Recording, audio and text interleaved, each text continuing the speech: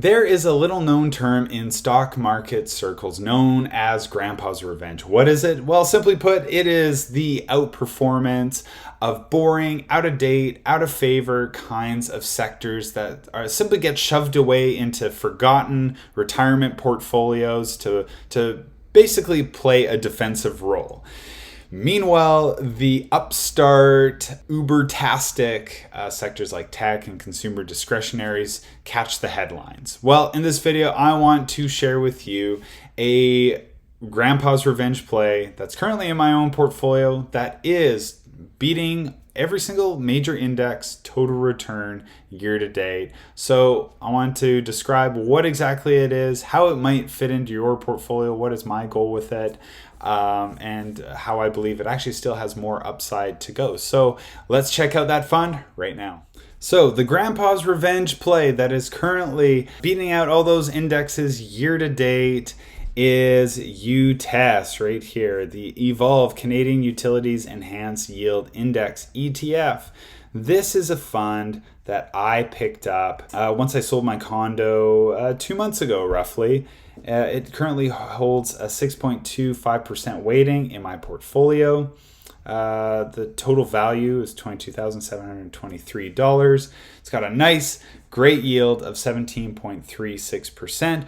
Albeit these days, with all the discussion about ULTY and MSTY, this could look like just a totally boring yield to some of you guys out there. But to me, this is an absolute rock star yield. I love yields like this, especially when there is price gains in such a short period of time like this. I get it. It's unrealized. It can easily just go down and evaporate.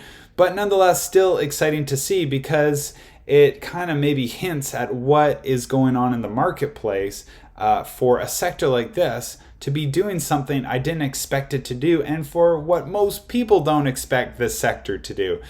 And for the dividends, which act more at the moment like a complementary piece to the price gains. I'm an income investor first. As I often say, I'm yield-seeking, growth-leaning. In this case, it more or less looks like, right? It looks like growth-seeking, yield-leaning, but that's obviously not the case for many of you that know that. So a total return of 9.8% in 2 months of owning this fund, which is a fantastic return. It is one that I did not expect when I picked it up. I picked this up when I sold my condo and used all that equity to get into a taxable account where I picked up 3 Canadian funds. I didn't have any Canadian exposure, well, Canadian specific exposure.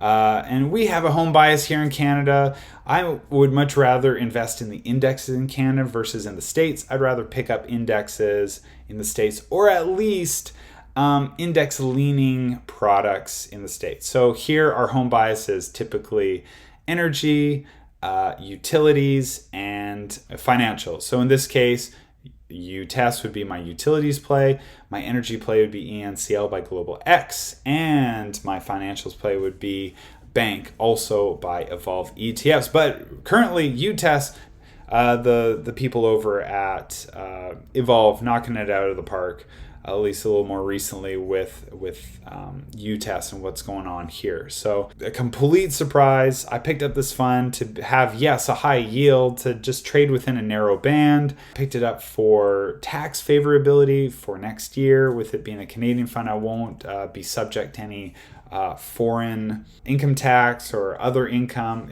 Basically what I'm saying, there's going to be no aspect of the T3 tax factor summary breakdown that will only most likely involve eligible dividends, capital gains, ROC. Those are, of course, the 3 most tax favorable sectors when it comes to ETFs. Now, for some of you, that might sound like a lot of gobbledygook, but a lot of that lingo is just kind of a little bit more for the people who are familiar with UTES. Okay, so let's go into the All-Star Tracker, which is, as many of you know, this is a spreadsheet, Google Sheet I created to help combine the info from the fund manager website and places like Google Finance, put it into one place so you don't have like a million tabs.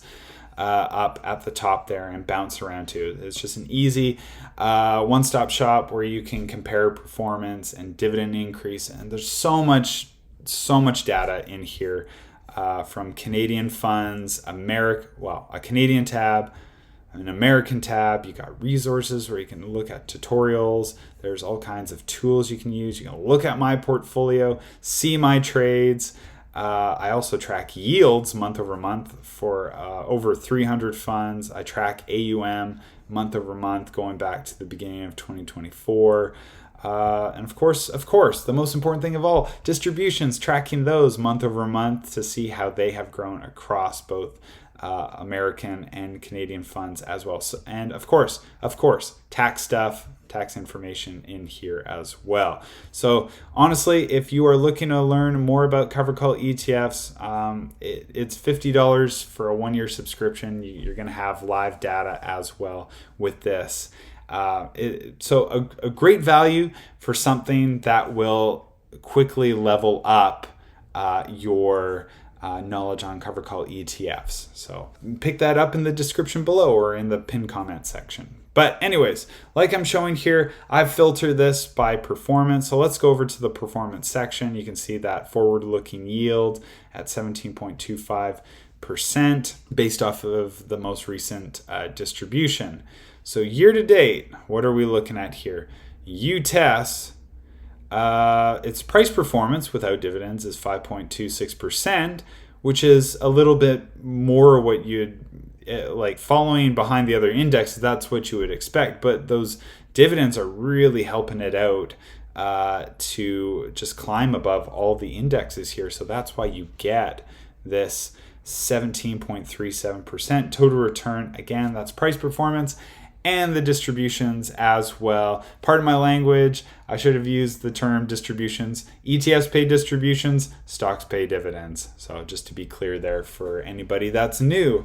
And quite impressive that it is beating out things like the NASDAQ, represented by the ETF QQQ, and S&P 500, represented by the ETF proxy, which is the SPY. Again, not what I expected, not what I intended. It's not like I predicted that whatsoever. I just wanted another layer of diversification in my own portfolio.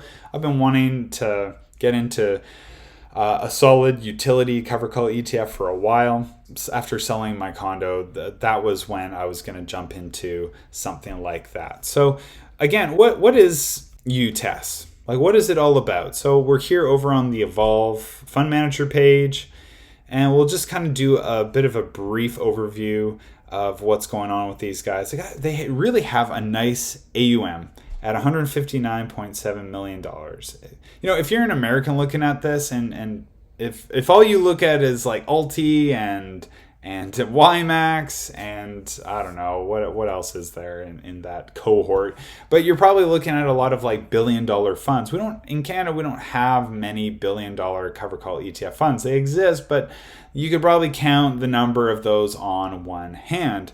So in this case, like if you're over 100 million, really healthy, extremely healthy, and it just continues to grow. So what also can we discover about UTES? We can see that it has a management fee of 60 basis points.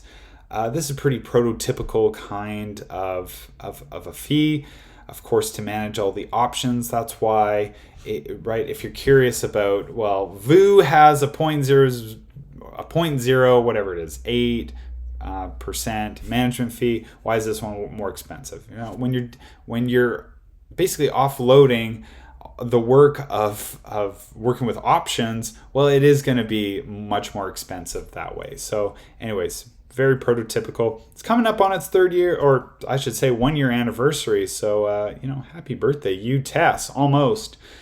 It has about 10 holdings. So let's go and check that out. Portfolio. Let's see the sector allocation, or at least the industry allocation here, which is utilities, telecommunications, and pipelines. When you look at these names as a Canadian, I guarantee you, most of us have owned at least one of these companies, or probably many of these companies in some shape or form. Things like Enbridge and Fortis and TELUS and TC Energy.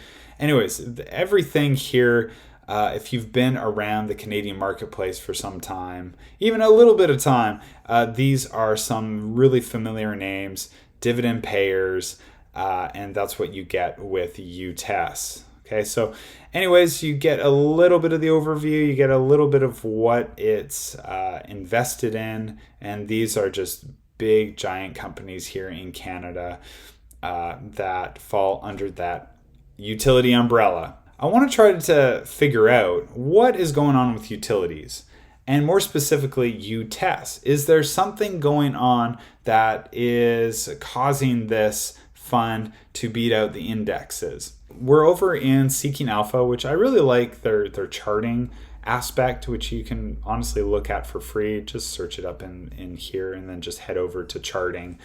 On the far right side of your screen, you don't see it here because I'm just in a different section.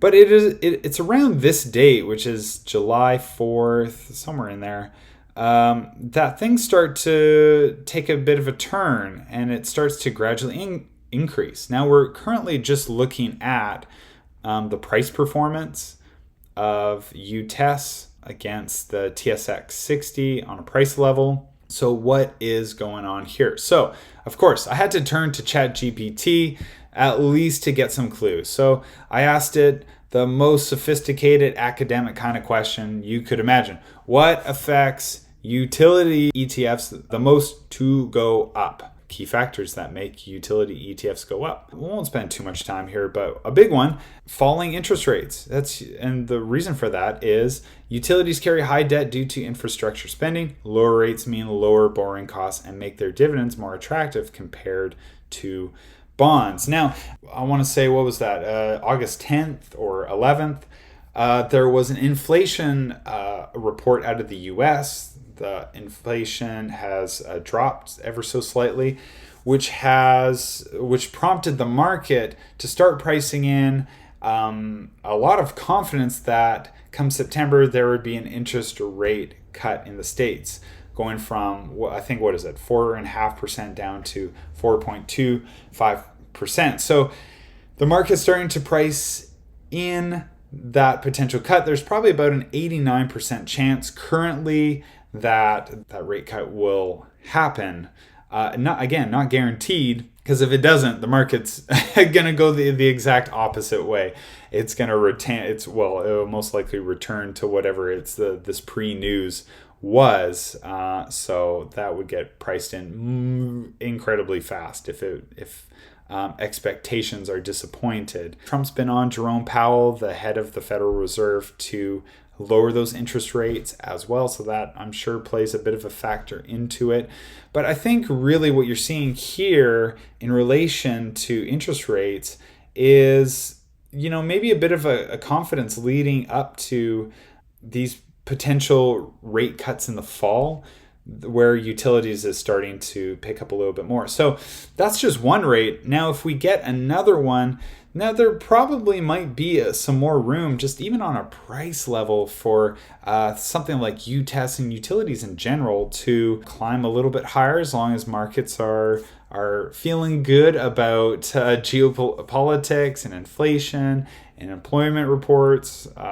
So as long as those things trend in a decent position, then you probably could maybe see a little bit of extra performance. But again, I don't like to be in the business of predicting. It is kind of fun to speculate of what can happen there. Now, what else can factor into that? Utilities are considered safe havens in uncertain markets, e.g., recession fears, geopolitical instability.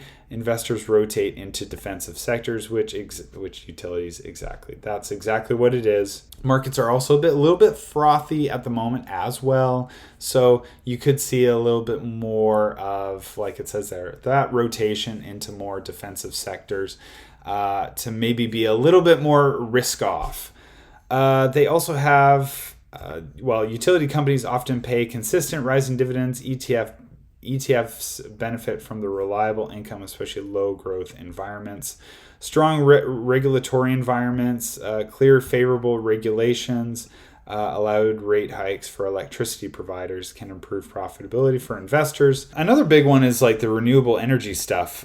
Utilities expanding into solar, wind, and battery storage benefit from government incentives or climate-focused investments. Think of things like even data centers. Those things are going to soak up a huge amount of energy as, just the pursuit of AI and, the mining of Bitcoin and the things there that even I don't fully totally understand, but at least I understand that a lot of this stuff requires a lot of power, and you're going to maybe need that utility play to get exposure, or at least get that indirect exposure to these high AI tech plays. So that's at least one defensive way of playing it, with that potential growth there as well. And of course, defensive rotations, we just talked about it. If sectors like tech and consumer discretionaries are under pressure, investors may rotate into defensive sectors like utilities. At least for our cases and for what we're talking about here, these are the things that that might still make it worthwhile to potentially invest in UTES. Let me know what you all think in the comments below, whether you already own UTES. Do you think that after a video like this, you'd be a little bit more interested in UTES? Can this performance wave be sustained? As always, let me know in the comment section below. And also, I also got referral links to Blossom right here.